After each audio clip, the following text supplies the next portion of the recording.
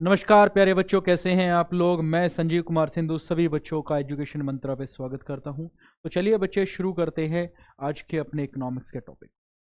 बच्चे आज से हम शुरू करने वाले हैं अपना इकोनॉमिक्स का पूरा सेशन, जिसके अंदर फाइनल रिवीजन सेशन होगा।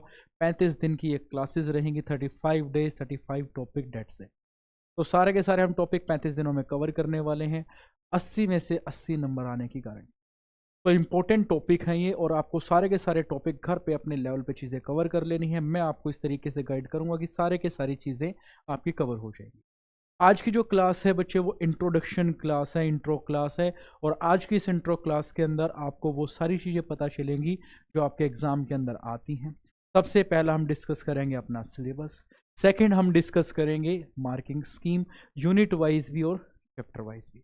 उसके बाद ब्लूप्रिंट, क्वेश्चन पेपर का ब्लूप्रिंट क्या है, कितने क्वेश्चन आने वाले हैं, कौन से नंबर पे कौन सा क्वेश्चन आएगा और कितने नंबर का आएगा, वो सारी की सारी चीज़ें आज हम डिस्कस करने वाले हैं। साथ के साथ इम्पोर्टेंट क्वेश्चन कि आपको कौन से टॉपिक के, कौन से चैप्टर के, कौन कौन से टॉपिक कवर कर लेने, इस बात का आपको ध्यान रखना है। तो फटाफट आपको स्क्रीनशॉट लेते रहना है कि हाँ ये इंपॉर्टेंट क्वेश्चन है, ताकि आप उनको लिख लो और आप वो सारे के सारे टॉपिक अच्छे से प्रिपेयर कर सको। तो चलिए बच्चे शुरू करते हैं आज के अपने सेशन को। तो देखिए बच्चे, 35 डेज में से आज इंट्रो जो क्लास है, तो इसके अंदर सबसे पहले हम क्या करेंगे। तो डे 1 है यूनिट वाइज, और हमारे पास चैप्टर वाइज मार्किंग ब्लूप्रिंट है। सबसे पहले उसको डिस्कस करेंगे और साथ में करेंगे अपना सिलेबस। चलो देखते हैं भाई। सबसे पहले ये देखो, आपकी क्लास 12th का ये सिलेबस है। सब्जेक्ट कोड कितना है हमारे पास, 030। 2025-26 का जो DOE ने आप लोगों को सिलेबस दिया है वो देखो क्या है। पार्ट ए पार्ट बी में हमारा सिलेबस सेग्रीगेट है। पार्ट ए, पार्ट बी और एक पार्ट सी भी है। पार्ट ए और पार्ट बी इनके आपके एग्जाम हो गए, और पार्ट सी आपका प्रोजेक्ट वर्क है। पार्ट ए 40 नंबर का, पार्ट बी भी 40 नंबर का, और पार्ट सी 20 नंबर का। टोटल हो जाते हैं 100 मार्क्स। ठीक है। अब जो आपके पास यूनिट है, यूनिट 1 2 3 4 5, टोटल कितने यूनिट हैं, 1 2 3 4 5। 5 यूनिट जो हैं वो किसके अंदर हैं, पार्ट ए के अंदर। यूनिट 6 7 और 8, बाकी 3 यूनिट हैं वो किसके अंदर, पार्ट बी के अंदर, यानी इंडियन इकोनॉमिक डेवलपमेंट। ठीक है बच्चे। अब जो फर्स्ट यूनिट है national income and related aggregate, ये 10 नंबर की आने वाली है। मनी एंड बैंकिंग वो 6 नंबर की आने वाली है। तो उसके बाद determination of income and employment सबसे इंपॉर्टेंट, 12 नंबर की। उसके बाद government budget and economy 6 number का अकेला चैप्टर आएगा। और लास्ट आपके पास है balance of payment and foreign reserve, ठीक है, यानी फॉरेक्स। ठीक है, वो 6 नंबर का है। तो टोटल कितने हो जाते हैं, 40 मार्क्स। इसके अलावा आपके पास जो पार्ट बी है, जिसके अंदर डेवलपमेंट एक्सपीरियंस 1947 से लेकर 1990 तक, और इकोनॉमिक रिफॉर्म्स 1991, ये मिलाकर 12 नंबर के आने वाले हैं। Current challenges faces by the Indian economy 20 number के आने वाले हैं। और development experience of India with neighbour countries, ये 8 नंबर का आने वाला है। तो टोटल कितने हो जाते हैं बच्चे, ये भी 40। तो पार्ट ए भी 40 का है, पार्ट बी भी 40 का है, और साथ में आपका जो प्रोजेक्ट वर्क है वो है 20 मार्क्स। तो टोटल हो जाते हैं आपके 100। ठीक है। अब काफ़ी बच्चों को कन्फ्यूज़न होगी कि सर आपने यूनिट तो बता दी, इन यूनिट के अंदर बहुत सारे चैप्टर आते हैं। ठीक है, कौन कौन से चैप्टर इसके अंदर कवर होते हैं, जरा वो भी सेग्रीगेशन हमें बता दिया जाए। तो चलो बच्चे एक बार देख लेते हैं। ये देखो, तो सबसे पहले हम डिस्कस करते हैं पार्ट ए के बारे में। देखो पार्ट ए जो माइक्रो इकोनॉमिक्स है, ठीक, इसके अंदर टोटल 5 यूनिट है। यूनिट 1 2 3 4 5। इस 5 यूनिट में पहली unit national income and related aggregate, ये है 10 मार्क्स की, जिसके अंदर टोटल 4 चैप्टर आने वाले हैं। पहले 4 आपकी book, introduction and circular flow of income, basic concept of macro economics, national income and related aggregate, और मेजरमेंट ऑफ नेशनल इनकम। अब ये जो मेजरमेंट ऑफ नेशनल इनकम है, इसके अंदर आपको वो 3 मेथड आते हैं जिससे आप नेशनल इनकम निकालते हो, यानी इनकम मेथड, आउटपुट मेथड और एक्सपेंडिचर मेथड। ठीक है। तो टोटल ये 4 चैप्टर जो हैं ये मिलकर आएंगे 10 नंबर। ठीक है। उसके बाद सेकंड जो यूनिट है मनी एंड बैंकिंग वाली, जिसके अंदर मनी और बैंकिंग 2 चैप्टर आते हैं, यानी 5वां और 6ठा, ये दोनों मिलकर आएंगे 6 नंबर। ठीक है। उसके बाद unit number 3 determination of income and employment, जिसके अंदर 3 चैप्टर आपके पास आते हैं। पहला aggregate demand and related concept, aggregate demand क्या होती है, उसके रिलेटेड कॉन्सेप्ट कौन कौन से हैं। उसके बाद इनकम डिटर्मिनेशन, यानी शॉर्ट रन इक्विलिब्रियम इसके अंदर आता है। ठीक है, एंड इन्वेस्टमेंट मल्टीप्लायर। और लास्ट एक्सेस डिमांड और डेफिसिट डिमांड, दोनों मिलकर आएंगे बच्चे 12 नंबर।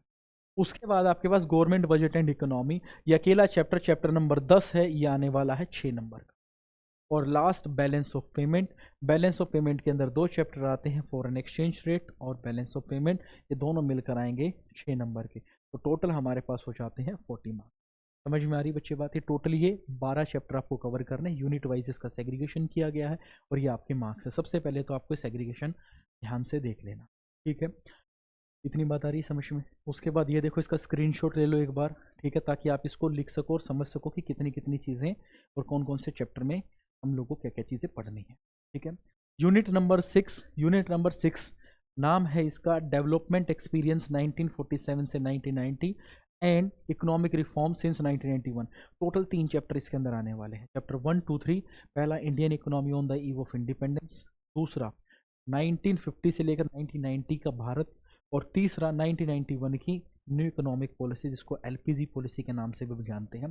तो 3 चैप्टर जो आएंगे वो आएंगे बच्चे 12 नंबर, ठीक है। उसके बाद current challenges facing by India, जिसके अंदर टोटल 4 चैप्टर हैं, यानी human capital formation, rural development, employment and environment and sustainable development, ये सारे के सारे मिलकर आएंगे बच्चे 20 नंबर के, ठीक है। यानी एवरेजली हर एक चैप्टर 5-5 नंबर का हो गया है।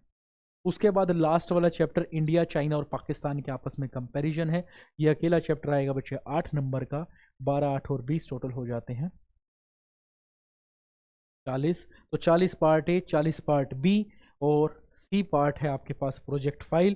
टोटल कितने हो जाते हैं आपके पास 100 नंबर, ठीक है। टोटल कितने हो गए 100 नंबर। ये बात आई समझ में? तो एक बार आप इसका स्क्रीनशॉट ले लो, ठीक है।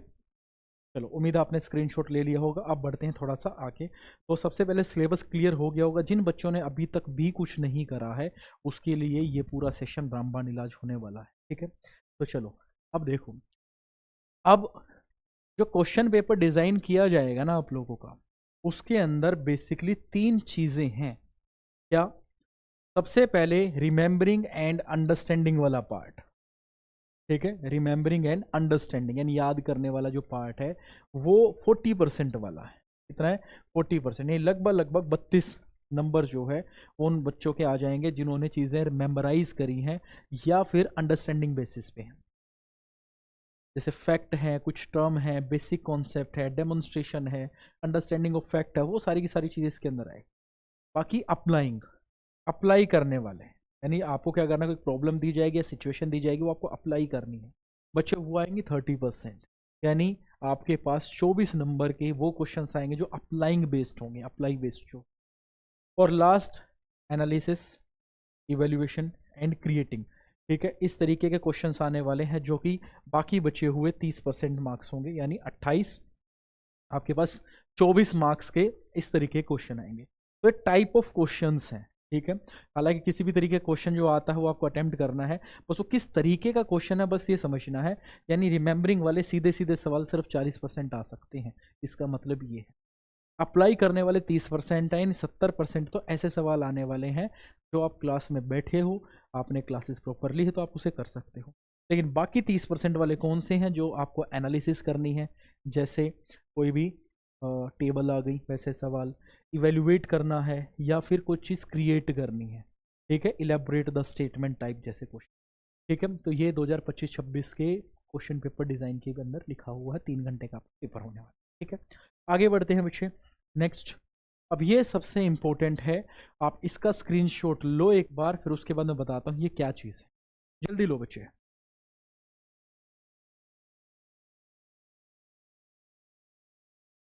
देखो बच्चे, ये आपकी ना मार्किंग स्कीम है। ये कौन सी क्या है? आपकी मार्किंग स्कीम। और ये जो मार्किंग स्कीम है ये क्या कहती है बच्चे? ये कहती है कि हमारे पास जो 2 सेक्शन है ना, दोनों सेक्शन के 17 क्वेश्चन आएंगे। 17 क्वेश्चन पहले पार्ट के, 17 क्वेश्चन दूसरे पार्ट के, ठीक है। और 1 से लेकर जो 17 क्वेश्चंस हैं उन क्वेश्चंस के मार्क्स भी लिखे गए हैं। देखो कैसे, ठीक है। पहला जो पार्ट है वो मैक्रो इकोनॉमिक्स का, दूसरा पार्ट है वो इंडियन इकोनॉमी का, ठीक है। तो 1 से लेकर जो 10 सवाल आएंगे वो 1-1 नंबर के आएंगे। 11 और 12 ये 2 सवाल जो हैं ये 3-3 नंबर के आएंगे। 13 से 15 तक ये 3 सवाल जो हैं, ठीक है, 13 से 15 तक ये 4-4 नंबर के आने वाले। ठीक है भाई, ये जो 3 सवाल है कितने नंबर के आने वाले हैं? 4-4 नंबर के आने वाले। ठीक है, 4 तिये, ठीक है, ये 3 क्वेश्चन आ गए, 3 चौके 12। उसके बाद 16 और 17 ये 2 क्वेश्चन 6 नंबर के आने वाले हैं। ठीक है, तो सवाल के आपको पता होना चाहिए कौन कौन सा सवाल कौन कौन से नंबर पे आ रहा है। पहले 10 सवाल 1-1 नंबर के, 11 और 12 यानी 2 सवाल 3-3 नंबर के, 13, 14 और 15 ये 3 सवाल 4-4 नंबर के, क्योंकि 4 तिये 12 हो जाए। ठीक है, और लास्ट के 2 सवाल यानी 16 और 17 ये आएंगे बच्चे 6-6 नंबर। तो देखना 10 गुना 1 10, 2 तिया 6, 3 चौके 12 और 2 छिके 12, टोटल कितने हो गए? 40। ये समझ में आ गई बात? दोबारा सुन लो, पहले 10 सवाल 1 से 10 तक एमसीक्यू के फॉर्म में होते हैं, ऑब्जेक्टिव टाइप होते हैं, 1-1 नंबर। ठीक है, 11 और 12 ये 3-3 नंबर के। उसके बाद अगले 3 सवाल 13, 14, 15 ये आएंगे 4-4 नंबर के। 16 और 17 ये सवाल आएंगे आपके पास 6 नंबर। ठीक है, पहला पार्ट हो जाएगा फिनिश। फिर आता है सेकंड पार्ट। ठीक है, सेकंड पार्ट में सबसे पहले 18 से 27, 18 से 27 टोटल 10 सवाल बनते हैं, ये आएंगे आपके 1-1 नंबर के। उसके बाद अगले 2 सवाल यानी 28 और 29 ये आएंगे 3-3 नंबर के। उसके बाद अगले 3 सवाल 30, 31, 32 अगले 3 सवाल आएंगे 4-4 नंबर के, जो कि बन गए 12 नंबर। और अगले 2 सवाल ये आएंगे 6-6 नंबर के, ये भी बन गए 12। दोबारा सुन लो भाई एक बार और, 18 से 27 1-1 नंबर। ठीक है, 28 और 29 3 नंबर, 30, 31, 32 4-4 नंबर, 33 और 34 6 नंबर। समझ में आ रही है बात? ठीक है, तो सबसे पहले तो आपको ये क्लियर होना चाहिए कि कौन से नंबर के सवाल कितने नंबर के। क्लियर हो गया? अब इसका एक बार स्क्रीनशॉट ले लो आप।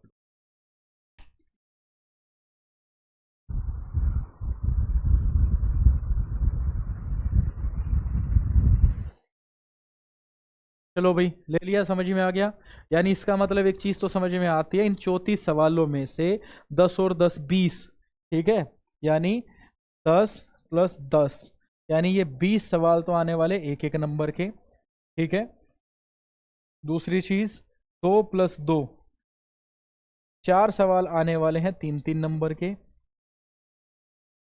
तीसरी चीज 3 और 3 ये 6 सवाल आने वाले हैं 4-4 नंबर के। और 2 + 2 ये 4 सवाल आने वाले 6 वाले 6-6 नंबर के। 48 और 12 60, 60 और 20 80। इस तरीके से आपका पूरा चैप्टर खत्म हो जाएगा। ठीक है, 17 क्वेश्चन पहले पार्ट के और 17 क्वेश्चन दूसरे पार्ट के। समझ में आ रही बात? तो टोटल 34 सवाल आएंगे और ये पूरा का पूरा आपका मार्किंग स्कीम वाला पोर्शन होगा, ब्लूप्रिंट होगा, जिसके अंदर लिखी गई हैं चीज़ें कि भाई कौन से नंबर पे कौन सा क्वेश्चन आने वाला। तो पूरी मार्किंग स्कीम होगी, पूरा सिलेबस हो गया, सबके बारे में आपको पता चल गया। ठीक है, अब बढ़ते हैं थोड़ा सा आगे। अब मैं आपको छोटी सी चीज़ बताता हूँ। ठीक है, यूनिट वाइज और चैप्टर वाइज इंपॉर्टेंट क्वेश्चन मैं आपको आज ही दे देता हूँ। जिसको क्लासेस देखनी है बहुत बढ़िया, नहीं देखनी है टाइम कम है, उसको लगता है कि हाँ मैं अपनी तैयारी अपने हिसाब से कर सकता हूँ, तो मैं उनको क्वेश्चंस दे देता हूँ। उन क्वेश्चंस की आपको तैयारी कर लेनी, उससे बाहर पेपर में आएगा ही नहीं। समझ में आई बात? चलो, तो सबसे पहले आ जाते हैं इधर, national income and related aggregate. ठीक है, ये जो यूनिट है यूनिट नंबर 1 और ये यूनिट आने वाली है बच्चे 10 नंबर की, और इसके अंदर टोटली ये सवाल आएंगे 6। फटाफट एक बार स्क्रीनशॉट लेना, मैं साइड हो जाता हूँ, आप स्क्रीनशॉट ले लेना, फिर एक बार डिस्कस करते हैं। जल्दी फटाफट करो बच्चे।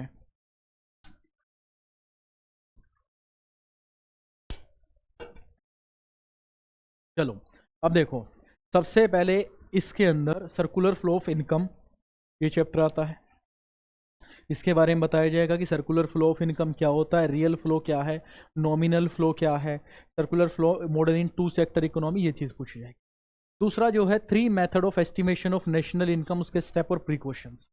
जो 3 मेथड होते हैं, ठीक है, 3 मेथड होते हैं हमारे पास, उसके स्टेप क्या है, उसकी प्रिकॉशंस क्या है, ये आपको बतानी है। ठीक है, स्टेप का मतलब किस तरीके से उसके अंदर नेशनल इनकम निकालते हैं और क्या क्या सावधानी बरतनी पड़ती है। सावधानी बरतनी पड़ने का मतलब सिर्फ यही है कि किसको नेशनल इनकम में इंक्लूड किया जाएगा और किसको इंक्लूड नहीं किया जाएगा। ठीक है, ये दूसरा क्वेश्चन बनता है जो आपको प्रिपेयर करना। तीसरा क्वेश्चन कुछ छोटे छोटे डिफरेंसेस हैं जो सीधा स्ट्रेट फॉरवर्ड क्वेश्चन आ जाते हैं, जो रिमेंबरिंग वाले थे। नेशनल इनकम डोमेस्टिक इनकम के बीच में डिफरेंस, फैक्टर इनकम और ट्रांसफर इनकम के बीच में डिफरेंस, स्टॉक वेरिएबल और फ्लो वेरिएबल के बीच में डिफरेंस, कैपिटल गुड्स और कंज्यूमर गुड्स के बीच में डिफरेंस, लास्ट फाइनल गुड्स और इंटरमीडिएट गुड्स के बीच में डिफरेंस। तो टोटल ये डिफरेंसेस आ सकते हैं, ठीक है। उसके बाद एक प्रॉब्लम होती है जो प्रॉब्लम ऑफ डबल काउंटिंग के नाम से आती है, यानी जब हम प्रोडक्शन मेथड करते हैं तो एक प्रॉब्लम आती है, प्रॉब्लम ऑफ डबल काउंटिंग। तो चौथा क्वेश्चन ये बनता है। पांचवा है बच्चे रियल नेशनल इनकम और नॉमिनल नेशनल इनकम, जिसको हम रियल जीडीपी और नॉमिनल जीडीपी के नाम से जानते हैं। और इसी के साथ एक और चीज आती है जिसको बोलते हैं जीडीपी डिफ्लेटर, ठीक है, वो यहां पर पूछा जाता है। उसके बाद एक सवाल ये आता है कि GDP as a true indicator of welfare has the following limitation. कहता देखो किसी भी देश की जो जीडीपी है ना, ठीक है, जीडीपी मतलब देश की इनकम, कहता इनकम और कल्याण दोनों एक दूसरे के पॉजिटिवली रिलेटेड होते हैं, यानी इनकम बढ़ेगी तो देश का कल्याण भी होगा, इनकम घटेगी तो कल्याण भी कम होगा। लेकिन कुछ कमियां हैं जो ये कहती हैं कि हमारे देश की इनकम उस रिप्रेजेंट नहीं करती, सही लेवल को रिप्रेजेंट नहीं करती, इसलिए जो वेलफेयर भी है वो सही लेवल के रिप्रेजेंट नहीं करता। वैसे तो 5-6 कमियां हैं, लेकिन उसमें से सिर्फ ये 3 कमियां हैं जो आपके एग्जाम के अंदर फ्रिक्वेंटली पूछी जाती है। पहला डिस्ट्रीब्यूशन ऑफ जीडीपी, दूसरा कंपोजिशन ऑफ जीडीपी और तीसरा एक्सटर्नलिटीज, बाह्यताएं, जिसपे सबसे ज्यादा बार पूछे जाने वाला क्वेश्चन है। ये बात आई समझ लो, ये 6 टॉपिक कर लो, पहली यूनिट में से आपके 10 नंबर पक्के हैं, समझ में आई बात। और आपको इस तरीके से इसको प्रिपेयर कर लेना कि हाँ, जैसे एक लिख लो इसके बारे में, पहले लिखो, बार बार उसकी तैयारी करो, तुम्हारा काम हो जाएगा, समझ में आई बात। चलो ये हुई पहली यूनिट। अब बात करते हैं दूसरी यूनिट की, ठीक है, इसका स्क्रीनशॉट लेना चाहो तो ले सकते हैं आप। आगे चलते हैं। दूसरी यूनिट 6 नंबर की है और 2 चैप्टर आते हैं, एक मनी और दूसरा बैंकिंग।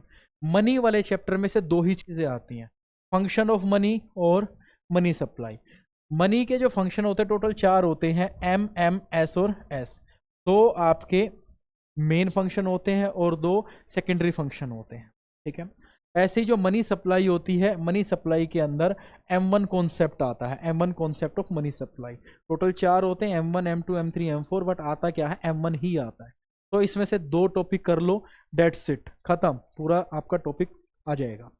सेकेंड है बैंकिंग। बैंकिंग में 2 ही चीजें हैं, एक RBI है और दूसरा आपके पास जो है वो है कमर्शियल बैंक। कमर्शियल बैंक में से सिर्फ एक ही क्वेश्चन आता है जो कि क्या है, credit creation bye commercial bank. कैसे क्रिएट करते हैं, कैसे क्रिएट करते हैं, क्रेडिट मल्टीप्लायर या मनी मल्टीप्लायर के साथ कैसा रिलेशन होता है, वो सारी चीज़ इसके अंदर आएगी, ठीक है। और दूसरा जो है वो फंक्शन ऑफ सेंट्रल बैंक, यानी RBI के फंक्शन।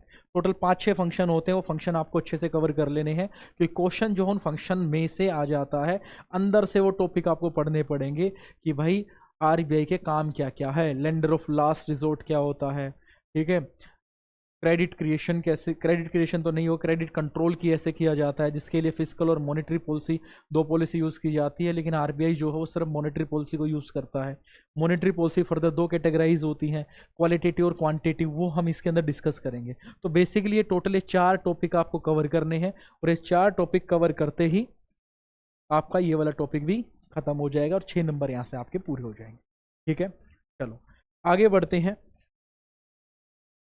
नेक्स्ट है यूनिट नंबर 3 जो कि 12 नंबर की आने वाली है, ठीक है, और एग्रीगेट डिमांड एग्रीगेट सप्लाई, ठीक है भाई।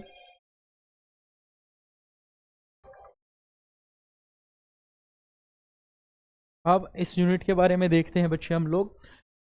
Determination of income and employment, इसके अंदर टोटल 3 चैप्टर हैं, aggregate demand and related concept, short term equilibrium income and employment, और तीसरा problem of excess demand and deficit demand. 3 अलग अलग चैप्टर, 7, 8 और 9, 7, 8, 9 चैप्टर। 7वां ये चैप्टर है, 8वां ये चैप्टर है और 9वां ये चैप्टर है, ठीक है। यानी इस पूरी यूनिट को 3 हिस्सों में बांटा गया है।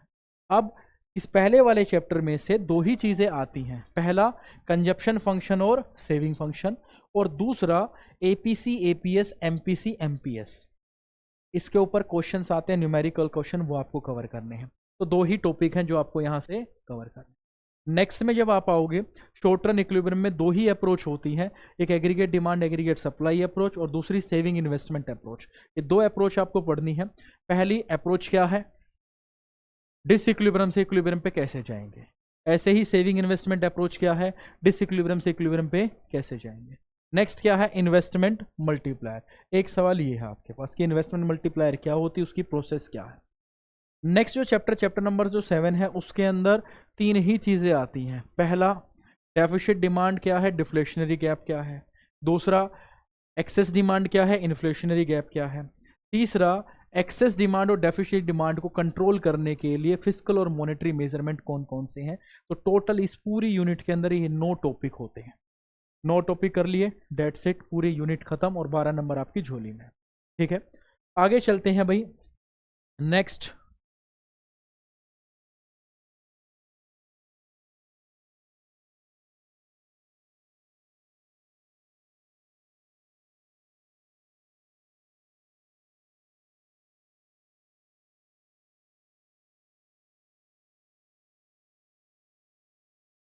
देखते हैं बच्चे।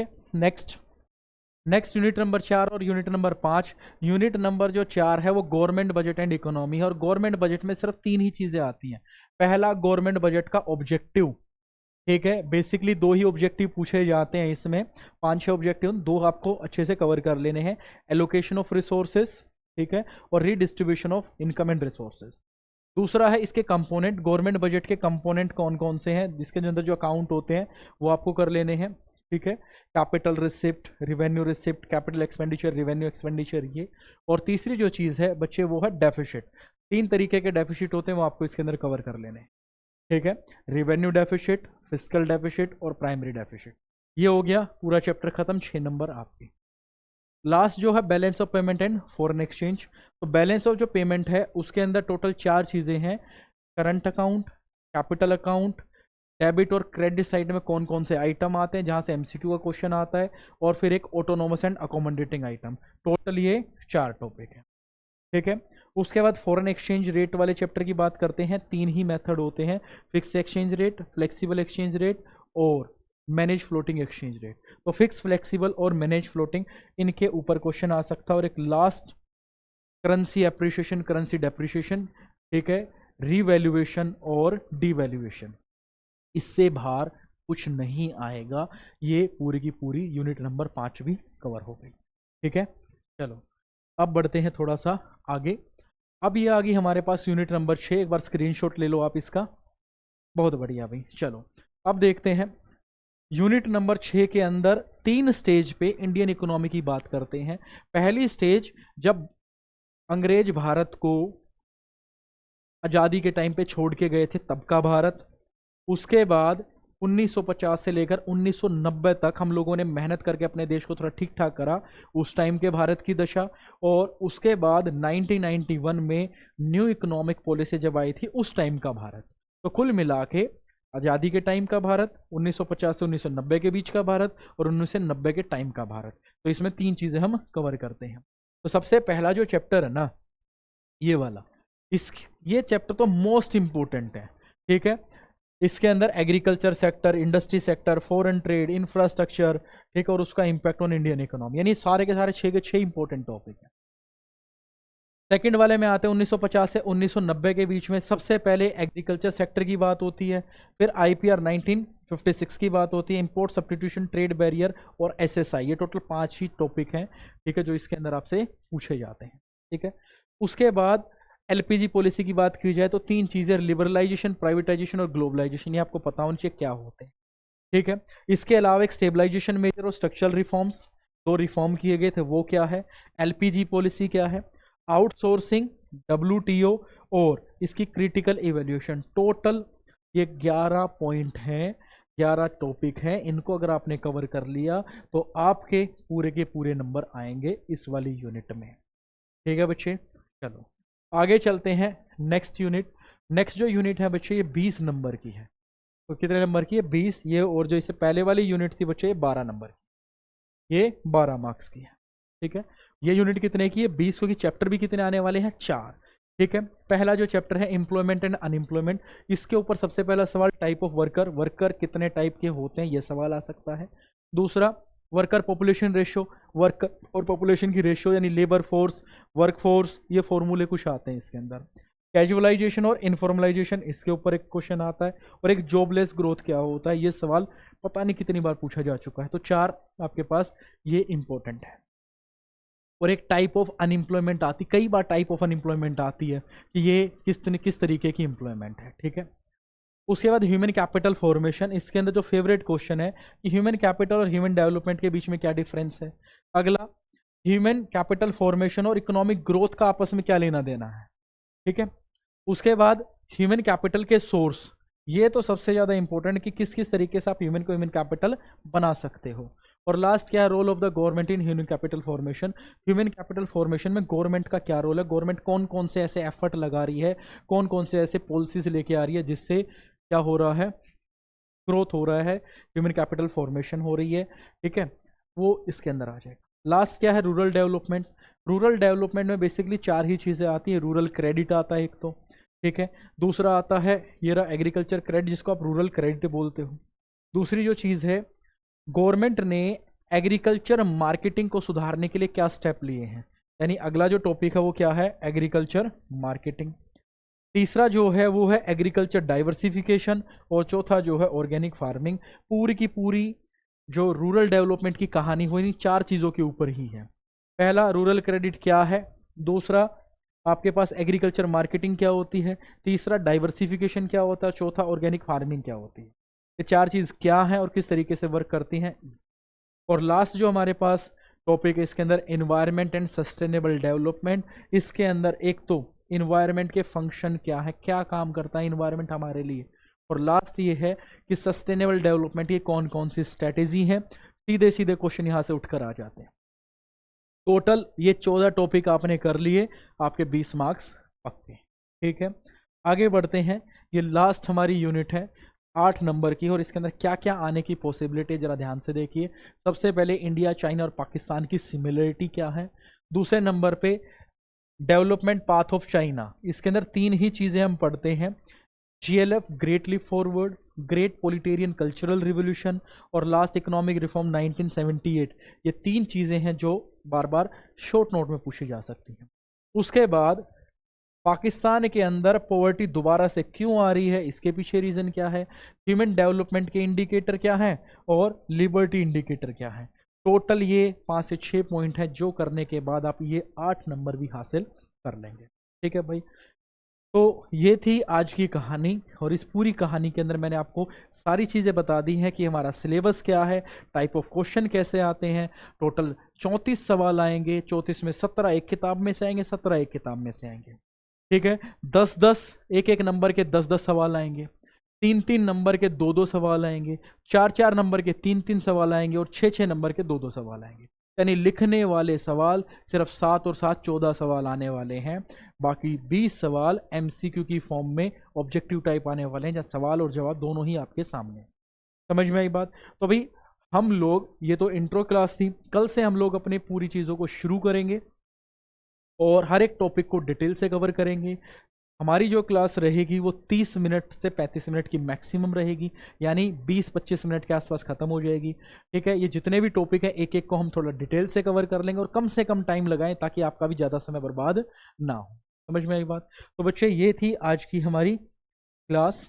ठीक है, और आज लाइव नहीं आ पाई, कुछ टेक्निकल इशू था उस वजह से, और कोशिश की बट हुआ नहीं, बट कोशिश करेंगे कल से लाइव आ जाए। और टाइम मैंने आपको बता ही दिया है कि 8 बजे है वो लाइव आ जाएगा। अगर कोई भी फर्दर कोई चेंजेस होता है मैं आपको कन्वे कर दूँ। उम्मीद है आज की सारी इन्फॉर्मेशन आपके लिए फ्रूटफुल होगी। तो मिलते हैं बच्चे अगली क्लास में, आज के लिए इतना ही रखते हैं। धन्यवाद।